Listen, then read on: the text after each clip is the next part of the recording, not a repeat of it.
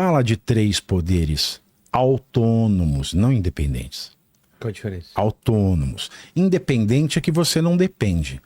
Autônomo, você tem interdependência, mas tem autonomia de ação. Quando o Alexandre de Moraes, portanto, fica falando as besteiras que ele fala, porque é um crime o que ele faz.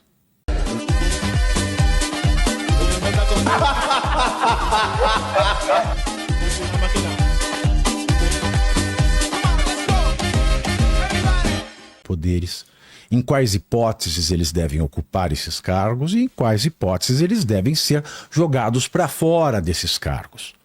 E a Constituição de 1988, ela adotou uma tradição que já existia nas constituições brasileiras, que é a famosa tripartição de poderes, que foi muito bem desenhada por Montesquieu no seu livro O Espírito das Leis. Ele diz do Executivo, ele diz do Legislativo e ele diz do Judiciário. E ele fala de três poderes autônomos, não independentes. Qual a diferença? Autônomos. Independente é que você não depende. Autônomo, você tem interdependência, mas tem autonomia de ação. Quando o Alexandre de Moraes, portanto, fica falando as besteiras que ele fala, porque é um crime o que ele faz. Se ele diz que a desinformação é um crime, ele mesmo comete crimes quando ele tenta alardear a independência do STF, a independência do Judiciário. Ainda mais porque o Judiciário, ele é um poder que ele só atua quando é provocado. Então, o Judiciário é o mais dependente dos poderes. Primeiro porque ele depende da feitura das leis pelo Legislativo, da aprovação das leis e da aplicação das leis pelo Executivo, e quando ele vai julgar alguma causa, ele precisa que alguém fora do Judiciário crie essa causa. Então, se tivesse um conceito de dependência dentro dos poderes, o Judiciário e o STF, ele é o órgão de cúpula do Poder Judiciário do Brasil, é o órgão de cúpula, depois dele não há mais nada. Ele é o mais dependente dos poderes. Então, os poderes são autônomos. Autônomos. Um não diz para o outro como trabalhar. Um não diz para o outro como decidir. Mas todos, é claro, dependem da ordem constitucional e dependem dos movimentos dos outros poderes. Não há ministro do STF sem nomeação pelo presidente e sem aprovação pela sabatina. O STF não pode julgar se o Congresso não faz leis. E se o Congresso altera a Constituição, ele deve obrigatoriamente observar aquela mudança que foi feita no texto constitucional. Portanto, o Estado está no direito, que é um ente imaterial, que é um ente metafísico.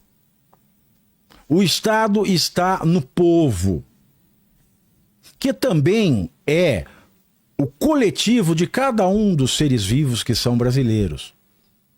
E o Estado está no território, que é a nossa porção dentro do globo terrestre. Logo, quando eu falo de soberania nacional, eu falo de soberania do Estado. E da mesma maneira, quando eu falo em golpe de Estado, eu falo em golpe contra território, povo e direito. Ah, tá. Quando Alexandre de Moraes e o Lula, e o lulopetismo, e esse jornalismo que é comprado, porque eu vou contar mais tarde aqui, nós vamos, talvez chegamos nesse ponto, eu descobri, por exemplo, que a Polícia Federal, quando ela apreende o celular, pelo menos foi o caso do Silas Malafaia, apreende o celular para analisá-lo, ela não manda para a perícia o arquivão do WhatsApp. Não? Ela manda para a Rede Globo de televisão fazer a triagem. É bizarro. É criminoso. Depois eu te conto como eu tive Não, eu tive certeza absoluta, porque eles cometeram um deslize, e esse deslize foi comigo. Isso é muito grave. Esse deslize foi comigo. Bom, de toda forma, para eu ter um golpe de Estado, eu preciso, então, atentar, isso no sentido teórico, ou contra o território nacional, ou seja, eu quero dominar uma parte do território do Estado. Já que o Estado ele é território, povo e direito, se eu tomo aquela parte do território que tem uma parcela do povo, eu domino o território mudando a ordem jurídica. É o caso do narcotráfico, que se apossou de quase 70% do estado do Rio de Janeiro, e nessas áreas a população é vitimada pela não aplicação da lei do Estado, pelo não monopólio da força do poder do Estado, mas sim pela lei do tráfico. Isso é golpe de Estado. Aliás, esse exemplo ele mostra o golpe de Estado na tese em todo o seu esplendor, porque ele vitima o território, o povo e o próprio direito. Quando eu faço parte da população de refém, eu tenho um golpe de Estado. E quando eu desvirtuo o direito, eu tenho um golpe de Estado. Soberania nacional. O Estado é soberano. O que quer dizer isso? Dentro daquele território, no globo terrestre, daquela porção geográfica, em que vive um povo,